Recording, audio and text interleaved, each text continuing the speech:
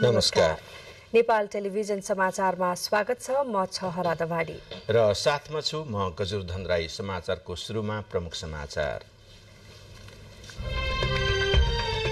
Hello सरकार अब 24 घण्टा सञ्चालन हुने, जनताका समस्यालाई गम्भीरतापूर्वक समाधान गर्न प्रधानमन्त्रीको निर्देशन।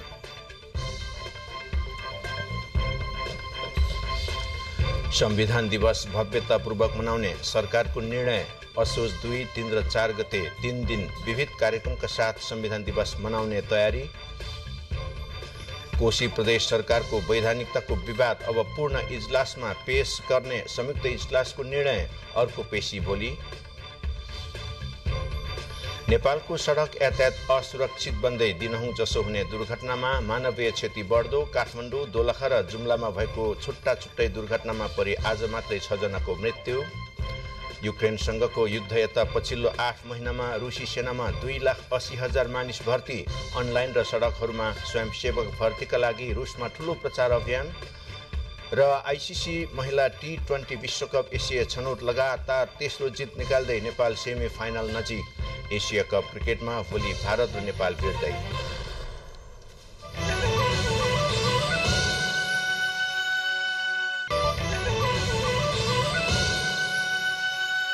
समाचार अब विस्तारमा। नागरिकको गुनासो सुन्न र समस्या समाधानका लागि आवश्यक पहल गर्न हेलो सरकार अब 24 घण्टा सञ्चालन हुने भएको छ। सरकारबाट प्रवाह हुने सेवालाई जनमुखी बनाई सेवा प्रवाहलाई चुस्त र दुरुस्त बनाउन हेलो सरकार सेवा सञ्चालन गरिएको हो। हेलो सरकारको विस्तार सेवाको आज प्रधानमन्त्री पुष्पकमल दाहाल प्रचण्डले शुभारम्भ गर्नुभयो। के तपाईलाई सरकारी निकायले नियतवश दुःख दिएका छन् या तपाई कहीँ कतैबाट अन्यायमा पर्नु भएको छ? चिन्ता नमान्नुस्, अब हेलो सरकार 24 घण्टा तपाईको साथमा छ। तपाई अन्याय वा थिचोमिचोमा पर्नु भएको छ र तपाईको गुनासो कसैले सुनेन भने सिधै प्रधानमन्त्री कार्यालयमा रहेको हेलो सरकारलाई भन्न सक्नुहुनेछ। 24 घण्टा सेवा दिन 3 शिफ्टमा उपसचिवको नेतृत्वमा खटिएका कर्मचारीको समूहले तपाईको समस्याको तत्काल समाधान खोज्ने पहल सुरु गर्नेछन्। प्रधानमन्त्री पुष्पकमल दाहाल प्रचण्डले आइतबार सिंहदरबारमा 3 शिफ्टमा विस्तारित हेलो सरकारको शुभारम्भ गर्नुभएको छ। प्रधानमन्त्री तथा मन्त्री परिषदको कार्यालय सिंहदरबारमा रहेको हेलो सरकार कक्षको निरीक्षण र अनुगमन गर्दै प्रधानमन्त्री दाहालले जनताका समस्यालाई गम्भीरतापूर्वक लिई समाधान गर्न निर्देशन दिनुभयो। उहाँले सरकार पनि जनताकै साथमा छ भन्ने अनुभूति दिलाउने गरी नागरिकका गुनासोहरूलाई तत्काल सुनवाई गरी टुङ्गो लगाउन निर्देशन दिनुभएको छ। गुनासा तथा जिज्ञासाहरू सबै महत्त्वपूर्ण नै हुन्छन् र सार्वजनिक निकाय प्रतिको नागरिकका सुझावहरू अमृत समान हुन्छन् भनेर हामीले बुझ्नुपर्ने हुन्छ। अहिले हाम्रा विभिन्न सार्वजनिक निकायहरूमा गुनासो सुनवाई गर्ने संयन्त्र रहेका छन्, तर सबै संयन्त्र अझै जनताको मुहार उज्यालो बनाउन सक्ने ऐनाको रूपमा रूपान्तरण हुन सकेका छैनन्। जनताका गुनासा तथा जिज्ञासाहरूलाई बास्केटमा राखेर कार्यालयमा स्टोर मात्र गर्ने परम्परागत संयन्त्र र कार्यशैलीले जनताप्रतिको उत्तरदायित्व बोध गराउन सक्दैन। सबै संयन्त्रलाई उत्तरदायित्व बोधले तिखार्न र कार्य सम्पादन गर्न सकेमा मात्र सरकारप्रति जनविश्वास बढेर जान सक्दछ। हेलो सरकारका गुनासोहरू phone, email, Facebook, Twitter, portal, Viber, WhatsApp लगायतका डिजिटल माध्यमबाट टिपाउन सकिनेछ। हेलो सरकारमा प्राप्त गुनासोहरू तत्काल सम्बोधन गरी त्यसको जानकारी निवेदन दिनेलाई दिने व्यवस्था समेत मिलाइएको छ। मुख्य सचिव डाक्टर वैकुण्ठ अर्यालले गुनासोहरू सम्बोधनका निम्ति र्यापिड रेस्पोन्स टिम समेत गठन गरी कार्यान्वयनमा ल्याइएको बताउनुभयो। एउटा नागरिकहरूलाई 24 घण्टा संसारको जुनसुकै कुनाबाट पनि यहाँनिर कल गरेर अथवा चाहिँ कुनै अर्को माध्यमबाट गुनासो गर्न सक्ने अवस्था चाहिँ छ। यसअघि नेपाल टेलिकमबाट मात्र सेवा प्रवाह हुने गरेकोमा अबदेखि एनसेल मोबाइलबाट समेत गुनासो राख्न सकिने व्यवस्था गरिएको छ। 24 घण्टा सञ्चालनका लागि कार्यालयमा 25 जना कर्मचारी खटाइएको छ। क्यामेरामा नवराज र रोबिन दाहालका साथ सलोजा दाहाल, काठमाडौँ। सरकारले संविधान दिवसलाई विविध रचनात्मक कार्यक्रमसहित 3 दिन भव्यतापूर्वक मनाउने निर्णय गरेको छ। आज बिहान सिंहदरबारमा प्रधानमन्त्री पुष्पकमल दाहाल प्रचण्डको अध्यक्षतामा बसेको संविधान दिवस मूल समारोह समितिको बैठकले संविधान दिवस भव्यताका साथ मनाउने निर्णय गरेको हो। बैठकले असोज 2, 3 र 4 गते विविध कार्यक्रमका साथ संविधान दिवस मनाउने निर्णय गरेको हो। कार्यक्रम अन्तर्गत असोज 2 गते विशेष संवाद, जनचेतनामूलक कार्यक्रम, संविधान दिवस विशेषांक प्रकाशन, अन्तर्क्रिया, दीपावली लगायतका कार्यक्रमहरू रहेका छन्। असोज 3 गते सैनिक मञ्च टुँडीखेलमा संविधान दिवस विशेष समारोह गर्ने, विभिन्न मठ, मन्दिर, गुम्बा, धार्मिक एवं सांस्कृतिक संस्था, शैक्षिक प्रतिष्ठानहरूमा संविधान दिवस मनाउने र साँझ दीप प्रज्वलन गर्ने लगायतका कार्यक्रम राखिएका छन्। अझ प्रभावकारी अनि व्यापक जनसहभागिता सहित राजनीतिक दलहरू, सामाजिक सङ्घ संस्थाहरू सबैको पनि सक्रिय सहभागितामा हुने व्यवस्था कसरी गर्ने होला भन्ने बारेमा चर्चा त गरेका छौँ। तर अब हाम्रो कार्यक्रमको प्रकृति चाहिँ फेरि परम्परागतै प्रकृतिको छ। अहिले नै त हामी यसलाई यताउता गर्न सक्दैनौँ। त्यसकारण म सबै उपस्थित महानुभावहरूलाई यो कार्यक्रम पारित गरिदिन र यो कार्यक्रमलाई कार्यान्वयनमा सबैले आफ्नो ठाउँबाट जिम्मेवारी वहन गर्न अपिल गर्दछु। संविधान दिवस अन्तर्गत असोज 4 गते जागरणमूलक कार्यक्रमका साथै दीप प्रज्वलन गर्ने र नेपाल स्थित नेपाली दूतावास, कूटनीतिक नियोग तथा वाणिज्य दूतावासका साथै उपत्यका बाहिर पनि विविध कार्यक्रम गरिने भएको छ। उप प्रधानमन्त्री एवं गृहमन्त्री नारायण काजी श्रेष्ठले शिक्षा क्षेत्रमा राज्यले लगानी बढाएर शैक्षिक क्षेत्रमा राजनीतिक भागपण्डाको अन्त्य गर्नुपर्ने बताउनु भएको छ। विश्वविद्यालय समन्वय समितिद्वारा आज भक्तपुरमा आयोजित कार्यक्रममा बोल्ने क्रममा उप प्रधानमन्त्री श्रेष्ठले अनुसन्धानात्मक र जनमुखी र सर्वसुलभ शिक्षाले मात्र मानिसको जीवनका उद्देश्य पूर्ति गर्न सक्ने पनि बताउनुभयो। मुलुकको बेरोजगार दर हटाउनका लागि पनि शिक्षाको गुणात्मक विकास हुनुपर्ने गृहमन्त्री श्रेष्ठको भनाइ छ। विश्वविद्यालयलाई निशर्त शान्ति क्षेत्र बनाउनु पर्ने, विद्यार्थी र करार प्राध्यापकहरूको जायज मागलाई सम्बोधन गर्दै प्रतिस्पर्धात्मक क्षमता विकासमा उप प्रधानमन्त्री श्रेष्ठले जोड दिनुभयो। बिस्तारै बेरोजगारीको समस्या समाधान गर्न र अहिले टेक्नोलोजीको विकासलाई सदुपयोग गर्न भन्दै बिस्तारै मान्छेलाई कम्प्युटर बनाउने दिशातिर लगिराखेका छ। पुरै चाहिँ प्राविधिक बनाउने दिशातिर लगिराखेका छ। मान्छेलाई मान्छे नबनाउने, उसलाई चाहिँ पुरै चाहिँ लिभिङमा मात्रै जोड्ने, कम्फोर्टेबल लिभिङमा जोड्ने, त्यसको निम्ति लिभिङको नोहाउ दिने र चाहिँ मान्छे चाहिँ बिस्तारै कम्प्युटर हुने, तर मान्छे त मान्छे नै हो। त्यस कारण त्यो डिप्रेस्ड हुने ह्युमन बिङ हुने दिशातिर गइराखेका छ। हामीले इम्प्लोइमेन्ट हल गर्ने र चाहिँ हामीले ह्युमन रिसोर्स, राष्ट्रको विकासको निम्ति ह्युमन रिसोर्सको समस्या हल गर्ने मात्रैलाई एजुकेसन भन्न ठान्यो भने त्यो गल्ती हुन्छ। त्यसमा एउटा ठुलो डिबेट चाहिँ education for what, for life or for living भन्ने क्वेसनको समाधान गर्नु छ। कार्यक्रममा शिक्षा विज्ञान तथा प्रविधि मन्त्री अशोक राईले शिक्षा क्षेत्रको गुणात्मक विकासका लागि शिक्षा मन्त्रालयसहित विभिन्न शैक्षिक निकायसँग सम्बन्धित सरकारवाला निकायसँग आवश्यक छलफल गरेर उचित मार्ग तय गर्ने जानकारी दिनुभयो। कार्यक्रममा विश्वविद्यालय अनुदान आयोगका अध्यक्ष, सदस्यसहित विभिन्न शैक्षिक व्यक्तित्वहरूको सहभागिता रहेको थियो। परराष्ट्र मन्त्री एनपी साउदले विगतको सरकारले नयाँ नक्साबारे औपचारिक च्यानल मार्फत सम्बन्धित देशलाई जानकारी नदिएको पाइएको बताउनु भएको छ। ओखलढुङ्गामा नेपाल प्रेस युनियनले आयोजना गरेको पत्रकार सम्मेलनमा मन्त्री साउदले त्यो बेला जिम्मेवारीमा रहेकाहरूले नक्सा पठायौं भन्ने गरेको भए पनि मन्त्रालयको सम्बन्धित महाशाखालाई बुझ्दा ठोस जानकारी नपाइएको बताउनुभयो। उहाँले नयाँ नक्साबारे सरकारले हिजो आज बेला बेलामा प्रेस नोट नै जारी गरेर आफ्नो धारणा सार्वजनिक गरिरहेको पनि बताउनु। नयाँ नक्साप्रति सरकार प्रतिबद्ध रहेको र यो विषयलाई ठूलो विवाद बनाएर जानुभन्दा कूटनैतिक वार्ता र संवादबाट विवाद समाधान गर्न चाहेको उहाँको भनाइ छ। हामी आफ्नो नक्सामा चाहिँ प्रतिबद्ध छौँ। यसलाई चाहिँ हामी धेरै ठुलो विवाद बनाएर अगाडि बढ्ने भन्दा पनि यसलाई चाहिँ कूटनैतिक सबै देशहरूसँग कूटनैतिक संवाद छलफल गरेर यो विवादको चाहिँ हामी समाधान गर्न चाहन्छौँ। संचार तथा सूचना प्रविधि मन्त्री रेखा शर्माले संघीय लोकतान्त्रिक गणतान्त्रिक व्यवस्थाप्रतिको विश्वास जगाउन सक्नु वर्तमान सरकारको प्रमुख उपलब्धि भएको बताउनु भएको छ।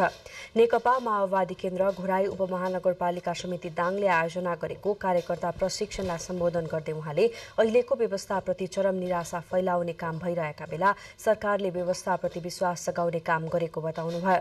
देशमा ठूलाले जे गरे पनि हुन्छ भन्ने गलत भाष्य स्थापित हुँदा जनतामा निराशा बढ़िरहेका बेला वर्तमान सरकारले सुशासनको क्षेत्रमा थालेको ऐतिहासिक पहलका कारण जनविश्वास बढ्दै गएको मन्त्री शर्माको भनाइ छ। उहाँले सम्भवतः पहिलो पटक सरकार जनतासँग जोडिएको दावी समेत गर्नुभयो। समाचारको क्रम जारी छ। अब केही बेर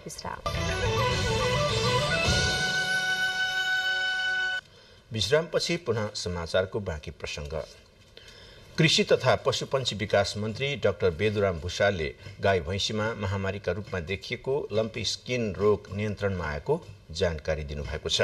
सिंहदरबार स्थित कृषि तथा पशुपन्छी विकास मन्त्रालयमा आज आयोजित पत्रकार सम्मेलनमा मन्त्री भुषालले गाई वस्तुमा ठूलो संक्रमणका रूपमा देखिएको लम्पी स्किन रोग पछिल्लो दिनमा घट्ने क्रममा रहेको जानकारी दिनुभएको हो। सरकारले लम्पी स्किन रोगको उपचार तथा रोकथामका लागि सम्भव भएसम्मका सम्पूर्ण प्रयास गरेको जनाउँदै मन्त्री भुषालले रोग नियन्त्रणका लागि जोर्डन, तान्जानिया र टर्कीबाट भ्याक्सिन मगाएर लगाउने गरिएको जानकारी पनि दिनुभयो। आफ्नो पहिलो ध्यान मल आयातमै केन्द्रित रहेको बताउँदै कृषि मन्त्री डाक्टर भुषालले 10 वर्षको अवधिमा सबैभन्दा बढी मलको आयात यस वर्ष रहेको बताउनुभयो। चाहिँ सङ्घले गर्छ, तर यहाँ आइसकेपछि ढुवानीदेखि भण्डारणदेखि खोप लगाउँदाखेरिका जे जे कामहरू पर्छन् त्यो चाहिँ प्रदेश सरकारले गर्ने भनेर हामीले एउटा निर्णय पनि गरेका छौँ। त्यसरी समन्वय गरेर जाने पनि कुरा हामीले गरेका छौँ। त्यस हिसाबले नै हामी जान्छौँ। सभामुख देवराज घिमिरे र अमेरिकी सिनेटर क्रिस भ्यान होलेन बीच शिष्टाचार भेटवार्ता भएको छ।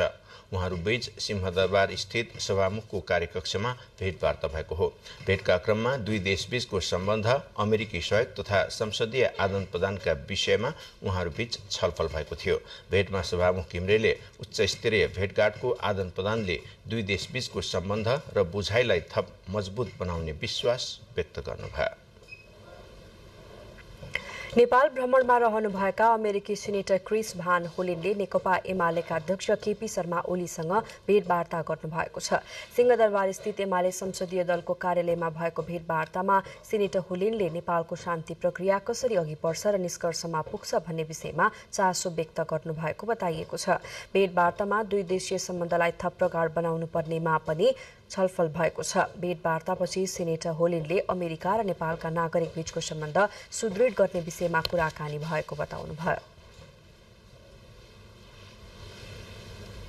Relations between the people of the United States and the people of Nepal. Yes.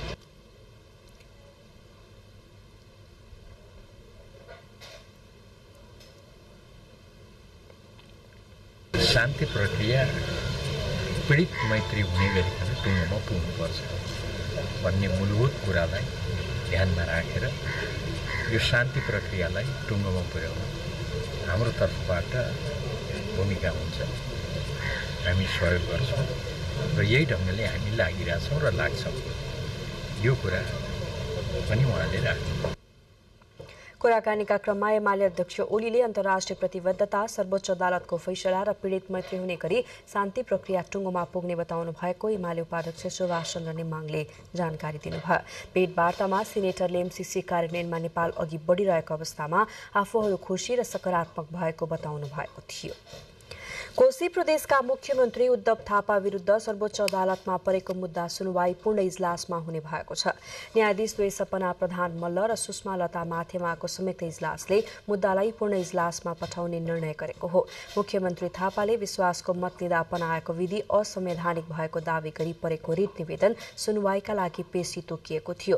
न्यायाधीश द्वैले आज सुनवाई सकिसकेपछि यो रिटलाई पूर्ण इजलासबाट टुङ्ग्याउने निर्णय लिनुभएको हो। यसअघि भदौ 15 गते न्यायाधीश ईश्वर प्रसाद प्रसाद खतिवडा र सुषमा लता माथेमाको संयुक्त इजलासमा पेशी तोकिए पनि सुनवाई भएको थिएन। त्यसअघि भदौ 7 गते पनि मुद्दाको प्रारम्भिक सुनवाई खतिवडाकै एकल इजलासमा भएको थियो। खतिवडाले विश्वासको मत लिएको प्रक्रिया नमिलेको बताउँदै कोशी सरकारलाई दीर्घकालीन असर पर्ने कुनै पनि निर्णय नगर्न आदेश दिँदै विश्वासको मत लिँदाको सक्कल फाइल झिकाउन निर्देशन दिनुभएको थियो। मुद्दाको अर्को पेशी भोलिका लागि तोकिएको छ।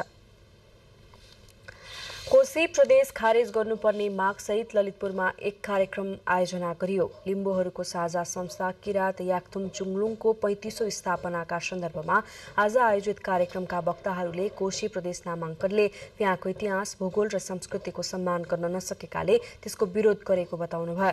नामाङ्कनमा पुनर्विचार नभएसम्म विरोधका कार्यक्रम जारी रहने संयुक्त संघर्ष समितिका सदस्यहरूले बताउनुभयो। संघर्ष समितिका घटक संस्था किरात राई यायोखाका अध्यक्ष जीवन हाताचो राई, तामसालिङ संयुक्त संघर्ष समितिका संयोजक डाक्टर गणेशमान गुरुङ, नेपाल आदिवासी जनजाति महासंघका अध्यक्ष गेल्जे लामा शेर्पा तथा चुम्लुङका अध्यक्ष प्रेम याक्तेनले बहुलतामा आधारित समाजमा सबै समुदायको भावनाको सम्मान हुनुपर्ने बताउनुभयो। प्राज्ञ वैरागी काइलाको प्रमुख आतिथ्यमा सम्पन्न कार्यक्रममा लिम्बू भाषा र सभ्यताको उत्थानमा योगदान दिने व्यक्ति तथा संस्थाहरूलाई सम्मान तथा विभिन्न पुरस्कार प्रदान गरिएको छ। सभाअघि कोशी प्रदेशको नाम खारेजीको मागसहित जाउला खेलमा प्रदर्शन गरिएको थियो। समाचारको क्रम अझै जारी छ, फेरि केही बेर विश्राम। विश्रामपछि पुनः समाचारको बाँकी प्रसङ्ग। नेपालको सडक यातायातमा भौतिक पूर्वाधारको कमी र तीव्र गतिका कारण सबैभन्दा धेरै सवारी साधन दुर्घटना हुने गरेको ट्राफिक प्रहरीको तथ्याङ्कले देखाउँछ। शहरी क्षेत्रमा हेर्ने हो भने सडकको लेनले सवारीको चापलाई धान्न नसकेको अवस्था देख्न सकिन्छ। तीव्र गति र सवारी चलाउँदा तथा यात्रुले बाटो काट्दा धैर्यता कायम गर्न नसक्नु पनि दुर्घटनाका थप कारक हुन पुग्नुमा कुनै शङ्का छैन। तर यस्ता पक्षबारे कसैको पनि ध्यान नजाँदा प्रत्येक वर्ष देशले दुर्घटनाका कारण होनहार जनशक्ति गुमाइरहेको अवस्था छ। आइतबार मात्रै राजधानी काठमाडौँको पेप्सीकोला स्थित छाप्रोमा ठूलो सवारी दुर्घटना भयो। बिहान करिब 8 बजेको समयमा 4वटा सवारी साधन एक आपसमा ठोक्किन पुग्यो। मिनी बसले विपरीत दिशाबाट बाटो काटिरहेको मोटरसाइकललाई जोगाउन खोज्दा विपरीत दिशाबाटै आइरहेको बोलेरोलाई ठक्कर दिँदा मिनी बस पल्टियो। बस पल्टिएर एउटा मोटरसाइकल र एउटा स्कुटरलाई थिच्दा मोटरसाइकल चालक सर्लाहीका 21 वर्षीय राज भट्टराई र स्कुटर पछाडि सवार दोलखाकी 25 वर्षीय उषा थापाको उपचारको क्रममा मृत्यु भएको काठमाडौँ उपत्यका ट्राफिक प्रहरीले जानकारी दिएको छ। जसमा थापा भने एपीएफमा कार्यरत प्रहरी जवान थिइन् भने उनी चढेको स्कुटर एपीएफमै कार्यरत चालक सरस्वती खड्काको अवस्था भने गम्भीर रहेको छ। अन्य 10 जना घाइतेहरूको सिभिल अस्पताल तथा वीर अस्पतालमा उपचार भइरहेको प्रहरीले जानकारी दिएको छ। काठमाडौँ उपत्यका ट्राफिक प्रहरी कार्यालयले मिनी बस तीव्र गतिमा नै भएका कारण ठूलो दुर्घटना भएको अनुमान गरेको छ। बस आफै पनि तीव्र गतिमा भएको र एउटा मोटरसाइकलले बाटो काट्ने क्रममा गति नियन्त्रण गर्न नसक्ने अवस्थामा चाहिँ अचानक इमर्जेन्सी ब्रेक लाउँदाखेरि बस नै पल्टिएको अवस्था छ। त्यो दुर्घटनामा 2 जना व्यक्तिहरूको मृत्यु भएको छ भने 12 जना जति घाइते भएको अवस्था छ। अझै 1 जनाको अवस्था गम्भीर छ भन्ने कुरा आएको छ। यी त आइतबार भएका सवारी दुर्घटनाका उदाहरण मात्र हुन्। देशभर दैनिक सयौंको संख्यामा दुर्घटना हुँदै आएको प्रहरीको तथ्याङ्कले नै देखाउँछ। देशभर एक वर्षको तथ्याङ्कलाई हेर्ने हो भने 37,392 वटा सवारी साधनको संलग्नतामा 23,597 वटा दुर्घटना भएका छन्, जसमा 2,368 जनाले ज्यान गुमाउनु पर्यो। घाइते 30,000 भन्दा बढी रहेको प्रहरीले जानकारी दिएको छ। मानवीय लापरवाही, तीव्र गति, चालकले ध्यानपूर्वक सवारी नहाक्ने, मादक पदार्थ सेवन गरी सवारी हाक्ने, सडकमा धैर्यता कायम नगर्ने, उछिन्न खोज्ने, हतारो गर्ने, दुर्गमको बाटोको अवस्था नहेरी सवारी चलाउने कार्यले दुर्घटना बढ्दो रहेको ट्राफिक प्रहरीले जानकारी दिएको छ। यही कारण धेरै जसो युवा तथा किशोर किशोरीहरूले ज्यान गुमाउनु पुगेको प्रहरीको भनाइ छ। बाटोघाटोहरूलाई सुरक्षित दुर्घटना नहुने गरी सुरक्षित साथ आवागमन गर्ने किसिमको बनाउने कुरा त छँदै नै छ। त्यसमा पनि धेरै जसो चाहिँ अब अवेरनेस, चालक चाहिँ अवेर भएर जस्तो किसिमको बाटो छ त्यही किसिमले सवारी साधनलाई चाहिँ आफ्नो नियन्त्रणमा हुने गरी, कन्ट्रोल हुने गरी, दुर्घटना नहुने गरी चलाउनु पर्ने हुन्छ। यातायात व्यवस्था विभागको तथ्याङ्क अनुसार नेपालमा 39,87,000 भन्दा बढी सवारी दर्ता भएकोमा मोटरसाइकल 79.3% रहेको छ। सार्वजनिक यातायातमा प्रयोग हुने बसको संख्या भने 1.4% मात्र रहेको छ। भौतिक पूर्वाधारको कमी र तीव्र गतिका कारण सवारी साधन दुर्घटनामा वृद्धि आएको प्रहरीको तथ्याङ्कहरूले देखाएको छ। यसले गर्दा ट्राफिक व्यवस्थापनमा समेत चुनौती थपिँदै गएको देखिन्छ। यातायात व्यवस्थापन तथा सडक सुरक्षा रणनीति मार्फत सडक दुर्घटना न्यूनीकरण गर्दै सर्वसुलभ र सुरक्षित सार्वजनिक यातायात सेवा स्थापित गर्नु आजको आवश्यकता देखिएको छ। क्यामेरामा अनुप घिमिरेको साथमा मानवी बानिया, नेपाल टेलिभिजन, काठमाडौँ। दोलखाबाट काठमाडौँतर्फ आउँदै गरेको 156937 नम्बरको स्कर्पियो लाभो सागु जिरी सडक खण्डको सुनकोशी गाउँपालिका 5 किलो नजिकै दुर्घटना हुँदा 2 जनाको मृत्यु भएको छ भने अन्य 4 जना घाइते भएका छन्। मृत्यु हुनेमा चालक उत्तम राज महर्जन र सिन्धुपाल्चोक 12 विषयका बलबहादुर खत्री रहेको जिल्ला प्रहरी कार्यालय सिन्धुपाल्चोकले जनाएको छ। सडकबाट करिब 300 मिटर तल सडकमा गाडी खसेपछि राति स्थानीयले उद्धार गरेका थिए। दुर्घटनामा घाइतेलाई उपचारका लागि धुलीखेल पठाइएको प्रहरीले जनाएको छ। यसैबीच जुम्लामा पनि जीप दुर्घटना हुँदा 2 जनाको मृत्यु भएको छ। आज बिहान पौने 7 बजे नाकमा गमगढ राजमार्ग अन्तर्गत कन्का सुन्दरी 4 स्थित ठगुने रामा भे 1099 नम्बरको जीप दुर्घटना हुँदा उनीहरूको घटनास्थलमै मृत्यु भएको हो। जीप दुर्घटना हुँदा चालक अविराज कार्की र सहचालक रूपबहादुर रावलको मृत्यु भएको प्रहरी नायब उपरीक्षक प्रहलाद कार्कीले जानकारी दिनुभएको हो। जीप सडकबाट झण्डै 300 मिटर तल खसेको थियो। दुर्घटनाबारे अनुसन्धान भइरहेको प्रहरीले जनाएको छ। स्याङ्जामा डेङ्गुका कारण 1 जनाको मृत्यु भएको छ। डेङ्गु संक्रमण भएपछि उपचारका लागि पोखरा पुगेका वालिङ नगरपालिका वडा नम्बर 13 का 44 वर्षीय पुरुषको उपचारका क्रममा मृत्यु भएको हो। गण्डकी मेडिकल कलेज तथा शिक्षण अस्पताल पोखरामा उपचारका क्रममा मृत्यु भएको वालिङ नगरपालिकाका स्वास्थ्य प्रमुख कमल प्रसाद पाण्डेले जानकारी दिनुभयो। गएको हप्ता स्याङ्जाको वालिङमा 4 जना डेङ्गुका बिरामी फेला परेका थिए। नदी नालामा हुने दुर्घटनामा परि डुबेका मानिसको उद्धारका लागि देशभित्र पर्याप्त संख्यामा गोताखोर नभएपछि सशस्त्र प्रहरीले नयाँ गोताखोर उत्पादन गर्न विशेष तालिम सञ्चालन गरेको छ।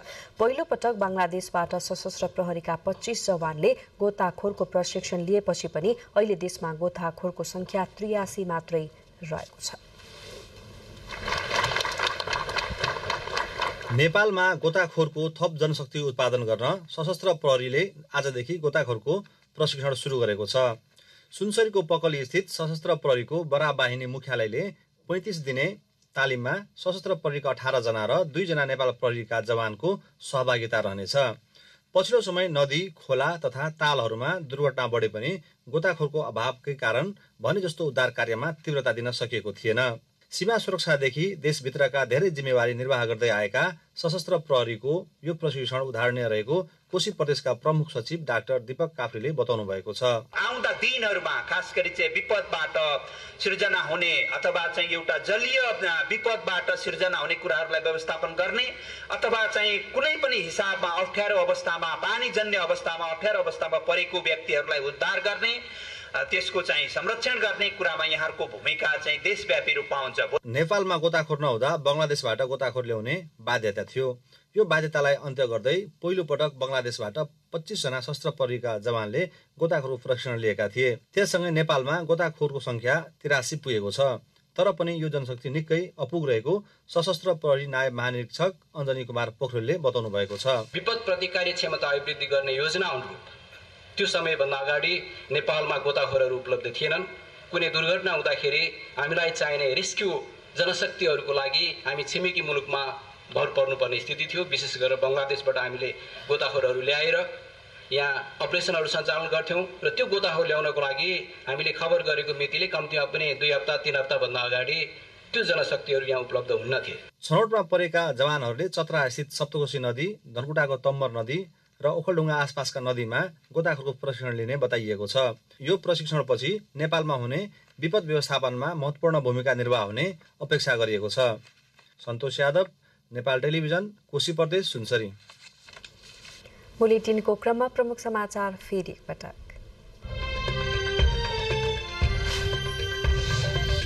हेलो सरकार अब 24 घण्टा सञ्चालन हुने, जनताका समस्यालाई गम्भीरतापूर्वक समाधान गर्न प्रधानमन्त्री प्रचण्डको निर्देशन। संविधान दिवस भव्यतापूर्वक मनाउने सरकारको निर्णय, असोज 2, 3 र 4 गते 3 दिन विविध कार्यक्रमका साथ संविधान दिवस मनाउने तयारी। कोशी प्रदेश सरकारको वैधानिकताको विवाद अब पूर्ण इजलासमा पेश गर्ने संयुक्त इजलासको निर्णय, अर्को पेशी भोलि। नेपालको सडक यातायात असुरक्षित बन्दै दिनहुँ जसो हुने दुर्घटनामा मानवीय क्षति बढ्दो, काठमाडौँ, दोलखा र जुम्लामा भएको दुर्घटनामा परि आज मात्रै 6 जनाको मृत्यु। युक्रेनसँगको युद्ध यता पछिल्लो 8 महिनामा रुसी सेनामा 2,80,000 मानिस भर्ती, अनलाइन र सडकहरूमा स्वयंसेवक भर्तीका लागि रुसमा ठूलो प्रचार अभियान। र आइसिसी महिला T20 विश्वकप एसिया छनौटमा लगातार तेस्रो जित निकाल्दै नेपाल सेमी फाइनल नजिक। एसिया कप क्रिकेटमा भोलि भारत र नेपाल भिड्दै। अब बाँकी प्रसङ्ग पुनः जोड्दैछौँ। हिमाली जिल्ला डोल्पामा विश्वकै अग्लो स्थानमा रहेको ताल पत्ता लागेको छ। सिमेन गाउँबाट गएको गाउँपालिकाका उपाध्यक्ष पेमा दोर्जे गुरुङ, वडाध्यक्ष नुर्बु डुमडुल गुरुङ सहितको 17 जनाको टोलीले जिल्लाको उत्तरी क्षेत्रमा पर्ने डोल्पो बुद्ध गाउँपालिका 6 को फाल्गा स्थित हिमाल नजिकै उक्त ताल पत्ता लगाएको छ। जीपीएस मेसिनबाट उचाइ नाप्दा 5190 मिटरको उचाइमा ताल रहेको कुरा प्रष्ट देखिएको वडाध्यक्ष नुर्बु डुमडुल गुरुङले जानकारी दिनुभएको हो। यसअघि विश्वकै अग्लो स्थानमा रहेको भनी प्रसिद्ध रहेको तिल्योचो ताल 4919 मिटर उचाइमा रहेको छ। अहिले पत्ता लागेको ताल तिलिचो भन्दा 2071 मिटर माथि रहेको पाइएको छ। स्थानीय भाषामा यो तालको नाम कुनखेन फालक रहेको बताइएको छ। अब प्रमाणीकरणका लागि सरकारले आग्रह गरिने गाउँपालिकाका उपाध्यक्ष पेमा दोर्जे गुरुङले जानकारी दिनुभएको छ। 70औं वाणिज्य दिवसका अवसरमा प्राध्यापक ईश्वरीलाल श्रेष्ठ स्मृति प्रतिष्ठानले मृत्यु पश्चात सत्यनारायण बहादुर श्रेष्ठलाई सम्मान गरेको छ। काठमाडौँमा आज आयोजित कार्यक्रममा प्रतिष्ठानले श्रेष्ठलाई वाणिज्य क्षेत्रमा उत्कृष्ट कार्य गरेको भन्दै सम्मान पत्र, दोसल्ला र हस्तकलाजन्य मायाको चिन्ह प्रदान गरेको छ। त्रिभुवन विश्वविद्यालयमा वाणिज्य विषय अध्यापन गराउन भूमिका खेल्नुभएका ईश्वरीलालको 2075 साल मङ्सिर 4 गते स्वर्गरहन भएको थियो।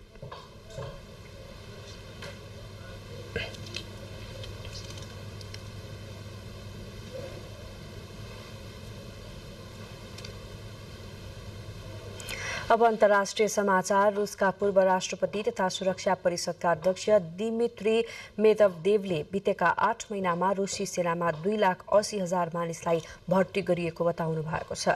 सुदूरपूर्वी टापु सखालिनको भ्रमणमा रहनुभएका पूर्व राष्ट्रपतिले आज सो जानकारी दिनुभएको हो। युक्रेनसँगको आक्रामक कारवाहीमा 19औं महिना चलिरहेका बेला धेरैभन्दा धेरै पुरुषलाई सेनामा आकर्षित गर्ने प्रयास भएको बताउँदै उहाँले केही स्वयंसेवक र जगेडामा रहेका सैनिकलाई रणमैदानमा परिचालन गरिएको बताउनुभयो।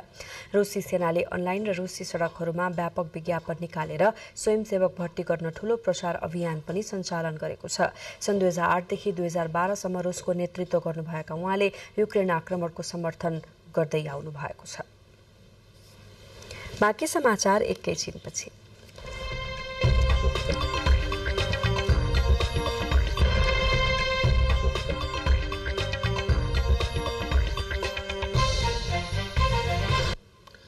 अबको प्रसङ्ग आर्थिक समाचारको। उद्योगी तथा व्यवसायीलाई विभिन्न अभियोग लगाई धरपकड गर्ने अनुसन्धानका नाममा हिरासतमा लिने जस्ता कार्य तत्काल रोक्न माग गरिएको छ। आइतबार नेपाल उद्योग तथा व्यवसाय महासंघले आयोजना गरेको कार्यक्रममा उद्योगी तथा व्यवसायीले उच्च ब्याज दर घटाई उद्योग व्यवसाय गर्ने वातावरण सिर्जना गर्न माग गरेका छन्। आर्थिक मन्दीका कारण व्यवसाय ठप्प हुँदा उद्योगी तथा व्यवसायीले ऋण तिर्न नसकेको भन्दै सस्तो दरमा कर्जा उपलब्ध गराउन पनि उनीहरूको माग छ। त्यस्तै नेपाल राष्ट्र बैंकले नीतिगत व्यवस्थाका माध्यमबाट शेयर बजारलाई धाराशायी बनाएको भन्दै शेयर बजारमा लगाउँदै आएको 12 करोड रुपियाँको कर्जाको सीमा खारेज हुनुपर्ने तथा यस्तो कर्जाको 100% नै कायम गराउन उनीहरूले माग गरेका छन्। सल्यानमा सुन्तलामा पिङ्क डिजिज रातो गुलाबी रोग देखिएपछि विज्ञसहितको प्राविधिक टोलीले बगैँचामै पुगेर उपचार सुरु गरेको छ। केही समय अघि बागचौर नगरपालिका 8 र 9 वडामा सुन्तलामा देखिएको रोगको नमुना परीक्षण गर्दा पिङ्क डिजिज गुलाबी रोग पुष्टि भएको थियो। सुन्तला जातको फलफूलमा लाग्ने यो रोग परीक्षण भए लगत्तै कर्णाली प्रदेश एकीकृत कृषि प्रयोगशाला वीरेन्द्रनगर सुर्खेतका विज्ञ टोली र कृषि विकास कार्यालय सल्यानको प्राविधिक टोलीले सुन्तलामा लागेको रोगको उपचार गरिरहेको छ। विज्ञको प्राविधिक टोलीले किसानहरूलाई उपचार विधिका बारेमा तालिम दिएर रोग नियन्त्रणका लागि विषादी वितरण र प्रयोगका विषयमा बगैँचामै पुगेर कार्यक्रम अगाडि बढाइएको हो। कैलालीको टिकापुरमा रोपिएको केरा खेतीमा पानामा रोगको नयाँ प्रजाति ट्रोपिकल रेस 4 देखा परेको छ। माटोमा पाइने एक प्रकारको ढुसीबाट केरामा यो रोग देखिएको पाइएको हो। कैलाली जिल्लाको टिकापुर नगरपालिकामा किसानले लगाएका केरा खेतीमा पानामा रोगको नयाँ प्रजाति ट्रोपिकल रेस 4 देखिएपछि फल लाग्न छाडेको पाइएको छ। पालिकाको 9वटा बगैँचा मध्ये 4वटा बगैँचामा 50% सम्म बिरुवामा रोगको संक्रमण देखिएको छ। सुरुमा पुराना पातको फेद पहेँलो भई सुक्ने र डाँठहरू भाँचिने किसानको भनाइ छ। त्यसपछि केराको थाप चिरेर हेर्दा खैरो रङको गानाबाट टुप्पोतिर फैलिएको जस्तो देखिने र थामहरू फुट्न थाल्छन्। बिरुवा मर्नुभन्दा पहिला जराबाट देखिने नयाँ पालुवाहरू आउन थाल्ने र बढी प्रकोप देखिएको ठाउँमा केराको फलहरू नै लागेका छैनन्। लागेका फलहरूमा पनि कोसा साना साना भएका छन्। व्यावसायिक रूपमा गरेको केरा खेतीमा 81 रोग देखिएपछि किसानहरू चिन्तित छन्। अब समस्या त हुने होला। अब यही किसान गरेर खाइरहेका छन्। 200-300 बिघा जति होला सर। सबभन्दा टिकापुर वार्ड नम्बर यही 5 मै पनि छ सर। 100 बिघा भन्दा धेरै रोजीरोटी नै हाम्रो केरा नै छ सर। नोक्सानी त 2 बीघा लगैले बाटी अब 2 बीघा हम देखा पड़ल बा। वो अब उपचार हलील नहीं हुई कले से फिर हमार दोस्ते की यहाँ केरा फेबा ई केरा में सर जाए तो हमार के पड़ल बहुत 6-7 बीघा केरा नुकसान हुआ वो सब हुई। सरकारको ध्यान चाहिँ यो औषधितिर जाओस्। कुन रोग हो औषधिहरू उपलब्ध भएको भए हामीलाई नि सजिलो हुन्थ्यो। हामीले त खेती किसानी गर्ने मान्छे यहाँबाट नै घर आजन चलाउने हो हामीहरूले। नयाँ रोग देखा परेपछि नेपाल कृषि अनुसन्धान परिषद नार्कले केराको नमुना परीक्षण गरेको थियो। परीक्षणका क्रममा पानामा रोगको संक्रमण देखा परेको हो। यो रोग ट्रोपिकल रेस 4 को पछिल्लो प्रजाति भएको पाइएको छ। यसमा ढुसीका कारण केरामा पानामा रोग लाग्दछ। अनुसन्धानका क्रममा यो रोग केराको धेरै जातहरूमा लाग्ने गरेको पाइएको छ। यस रोगको कारक एक प्रकारको माटोमा पाइने ढुसी भएकोले माटोलाई एक ठाउँबाट अर्को ठाउँमा सार्ने जुनसुकै वस्तुबाट पनि यो रोग फैलिन सक्ने प्लान्ट क्वारेन्टाइन तथा विषादी व्यवस्थापन केन्द्रका वरिष्ठ बाली संरक्षण अधिकृत महेश चन्द्र आचार्यले बताउनुभयो। उहाँका अनुसार यो रोग व्यवस्थापनका लागि कुनै पनि विधिहरू प्रभावकारी भएको पाइँदैन। त्यसैले केरा बगानमा प्रयोग हुने कृषि औजारहरू जुत्ता, चप्पल, लुगा, सवारी साधन लगायतका सामग्रीहरूलाई निर्मूलीकरण गरेर नै रोगलाई एक ठाउँबाट अर्को ठाउँमा फैलनबाट रोक्नुपर्ने हुन्छ। सिंचाइको पानीबाट पनि यो रोग एक ठाउँबाट अर्को ठाउँमा सर्ने भएकोले यसबाट पनि बस्नुपर्ने विज्ञको भनाइ छ। ढुसी माटोमा निकै लामो समय 30औं वर्षसम्म पनि माटोमा रहिरहन सक्ने प्रजातिको ढुसी भएको हुनाले र यसलाई चाहिँ कुनै रासायनिक उपचारबाट यसलाई व्यवस्थापन गर्न चाहिँ त्यति सहज र सम्भव नदेखिएको हुनाले यो रोग चाहिँ एउटा अत्यन्त चुनौतीपूर्ण रोगको रूपमा चाहिँ संसारभरि नै देखिरहेको छ। पानामा रोग केही वर्ष अगाडि भारतको बिहार राज्यको पूर्णिया र कठार, उत्तर प्रदेशको फैजाबाद र बाराबांकी जिल्लामा पाइएको थियो। यहीबाट नेपाल आएको हुन सक्ने भएकोले भारतीय नाकाबाट भित्रिने केराको काइयो वा हत्ता बाहेक अन्य कुनै पनि भाग भित्रन दिन नहुने विज्ञहरूले बताएका छन्। क्यामेरामा कैलालीबाट भरत भण्डारी र प्रद्युम्न मिश्रको साथमा दुर्गा खड्का, नेपाल टेलिभिजन। आर्थिक समाचारपछि अबको प्रसंग खेलकुद समाचारको।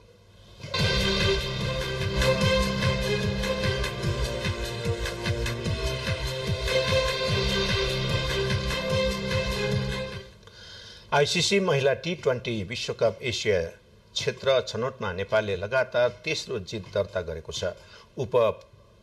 अपराजित यात्रा कायम राख्दै क्रममा नेपालले भुटानलाई 3 विकेटले पराजित गरेको हो। भुटानले दिएको 40 रनको झिनो लक्ष्य नेपालले 13.2 ओभरमा 7 विकेट गुमाएर पूरा गर्यो। नेपालका लागि कप्तान रुबिना छेत्रीले 12 रन बनाउनु बाहेक अन्यले दोहोरो अङ्कमा रन बनाउनै सकेनन्। नेपालले चौथो खेलमा सोमबार कतारसँग खेल्दैछ। नेपालले समूह चरणको अन्तिम खेलमा मंगलबार युएईसँग खेल्दैछ। प्रतियोगिताको 21 गते सेमी फाइनल खेल हुने कार्यक्रम छ। 22 गते प्रतियोगिताको फाइनल खेल हुनेछ। प्रतियोगितामा 11 राष्ट्रको सहभागिता छ। सहभागी 11 देशलाई 2 समूहमा विभाजन गरिएको छ। प्रतियोगितामा हरेक समूहका शीर्ष 2 टोलीले सेमी फाइनलमा स्थान बनाउनेछन्। फाइनलमा पुग्ने 2 टोलीले 2024 मा हुने ग्लोबल टी20 क्वालिफायर खेल्न पाउनेछन्। एशिया कप क्रिकेट प्रतियोगितामा भोलि भारतसँग हुने खेलमा नेपाललाई फेरि पनि एकपटक इतिहास रच्ने अवसर रहेको छ। भोलि हुने खेलमा भारतलाई पराजित गर्न सके नेपाल भारतलाई पछि पार्दै सुपर 4 मा पुग्ने छ। अन्तर्राष्ट्रिय क्रिकेट खेल्न लागेको करिब 27 वर्षपछि नेपालले भारतसँग पहिलो पटक खेल्ने मौका पाएको हो। 2 टोली बीचको खेल श्रीलङ्काको पालेके इन्टरनेशनल क्रिकेट स्टेडियममा दिउँसो 3:45 बजे सुरु हुने कार्यक्रम छ। प्रतियोगिताको उद्घाटन खेलमा विश्व वरीयताको पहिलो नम्बरमा रहेको पाकिस्तानसँग पराजित नेपाली टोली दोस्रो खेल भारतसँग खेल्न लागेको हो। यो समूहमा रहेको पाकिस्तान भारत बीचको खेल वर्षाका कारण हिजो रद्द भएपछि दुवै टोलीले 1-1 अङ्क बाँडेका छन्। यो खेलसँगै पाकिस्तान समूह एबाट सुपर 4 मा पुग्ने पहिलो टोली बनिसकेको छ। पाकिस्तानका 2 खेलमा 1 जित र 1 मा अङ्क बाँड्दै 3 अङ्कका साथ शीर्ष स्थानमा रहेको छ भने भारतको 1 अङ्क र नेपाल अङ्कविहीन अवस्थामा छ। एसिया कप समूह बी अन्तर्गत अहिले जारी खेलमा बङ्गलादेशले अफगानिस्तानलाई जितका लागि 335 रनको लक्ष्य दिएको छ। अहिले अफगानिस्तानले जवाफी ब्याटिङ गर्दैछ। समूह बीमा अफगानिस्तान, बङ्गलादेश र श्रीलङ्का रहेका छन्। हरेक समूहका शीर्ष 2 टोली सुपर 4 मा स्थान बनाउनेछन्। सुपर 4 बाट शीर्ष 2 टोली फाइनलमा पुग्नेछन्। नेपाली राष्ट्रिय फुटबल टोलीका मुख्य प्रशिक्षक भिन्सेन्जो एनेसले म्यानमारसँग हुने 2 मैत्रीपूर्ण फुटबल खेलका लागि आज 23 सदस्यीय नेपाली टोलीको घोषणा गर्नुभएको छ। नेपाली फुटबल टोलीले फिफा विश्वकप 2026 तथा एएफसी एसियन कप 2027 छनौटको प्रारम्भिक चरणको तयारी स्वरूप म्यानमारसँग मैत्रीपूर्ण खेल खेल्न लागेको हो। मैत्रीपूर्ण खेल यही भदौ 22 र 25 गते म्यानमारमै हुनेछ। छनौट हुने नेपाली टोलीको गोलकिपरमा किरण कुमार लिम्बू, अभिषेक बराल र दीप कार्की। यस्तै रक्षकमा सनी श्रेष्ठ, अनन्त तामाङ, रोहित चन्द, आशिष गुरुङ, छिरिङ लामा र अञ्जन राई छन्। मिडफिल्डरमा एरिक विष्ट, सुदीप गुरुङ, लाकेन लिम्बू, आवास लामिछाने, कृतिश रत्न सुन्जु र उत्सव राई छन्। फरवार्डमा आयुष खलान, नवयुग श्रेष्ठ, अञ्जन विष्ट, मनिष टाकी, आशिष चौधरी, जिलेश फिजङ कार्की, दिनेश हेन्जन र हिसबु थपलिया रहेका छन्। ज्यापो समाज ललितपुरका संस्थापक अध्यक्ष स्वर्गीय काजीलाल अवाले स्मृति प्रथम अन्तटोल ब्याडमिन्टन प्रतियोगिता यही भदौ 20 गतेदेखि 23 गतेसम्म आयोजना गरिने भएको छ। ललितपुरमा आज आयोजित पत्रकार सम्मेलनमा युवाहरूलाई सृजनात्मक बनाई खेलकुदप्रति आकर्षित गर्ने उद्देश्यले प्रतियोगिता आयोजना गर्न लागि जानकारी दिइएको छ। प्रतियोगिता अन्तर्गत men's double, veterans double, under 17 boys र अन्डर 17 गर्ल्सको खेल हुनेछन्। प्रतियोगितामा विजयी खेलाडीहरूलाई नगद तथा सिल तथा प्रमाणपत्रबाट सम्मान गरिने जानकारी दिइएको छ।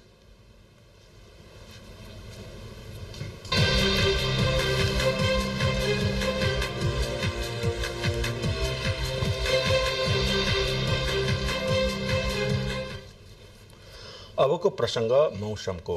देशभर आज आंशिकदेखि सामान्य बदली रही कोशी, मधेस, बागमती, गण्डकी र लुम्बिनी प्रदेशका थोरै स्थानहरूमा साथै बाँकी भागका 1-2 स्थानमा हल्कादेखि मध्यम वर्षाको सम्भावना रहेको छ। मधेस, बागमती, गण्डकी र लुम्बिनी प्रदेशका 1-2 स्थानमा मेघगर्जनसहित भारी वर्षाको समेत सम्भावना रहेको मौसम पूर्वानुमान महाशाखाले जनाएको छ। अब मौसम सम्बन्धी थप विवरण।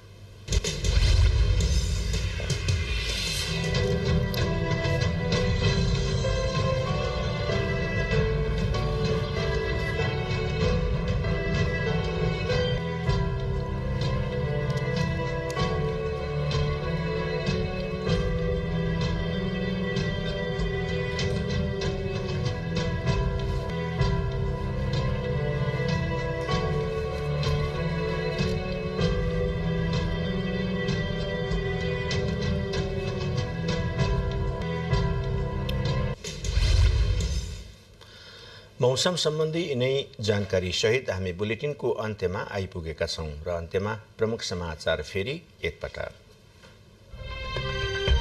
हेलो सरकार अब 2400 घण्टा सञ्चालन हुने, जनताका समस्यालाई गम्भीरतापूर्वक समाधान गर्न प्रधानमन्त्रीको निर्देशन।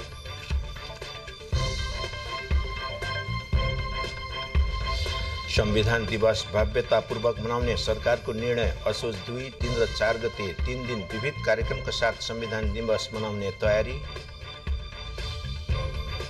कोशी प्रदेश सरकारको वैधानिकताको विवाद अब पूर्ण इजलासमा पेश गर्ने संयुक्त इजलासको निर्णय। अर्को पेशी भोलि। नेपालको सडक यातायात असुरक्षित बन्दै दिनहुँ जसो हुने दुर्घटनामा मानवीय क्षति बढ्दो। काठमाडौँ, दोलखा र जुम्लामा भएको दुर्घटनामा परि आज मात्रै 6 जनाको मृत्यु। युक्रेनसँगको युद्ध यता पछिल्लो 8 महिनामा रुसी सेनामा 2,80,000 मानिस भर्ती। अनलाइन र सडकहरूमा स्वयंसेवक भर्तीका लागि रुसमा ठूलो प्रचार अभियान। र आइसिसी महिला T20 विश्वकप एसिया छनौटमा लगातार तेस्रो जित निकाल्दै नेपाल सेमी फाइनल नजिक। एसिया कप क्रिकेटमा भोलि भारत र नेपाल भिड्दै। हस्त राति 8 बजेको समाचारबाट हामी सबै आगे चाहन्छौँ। नमस्कार।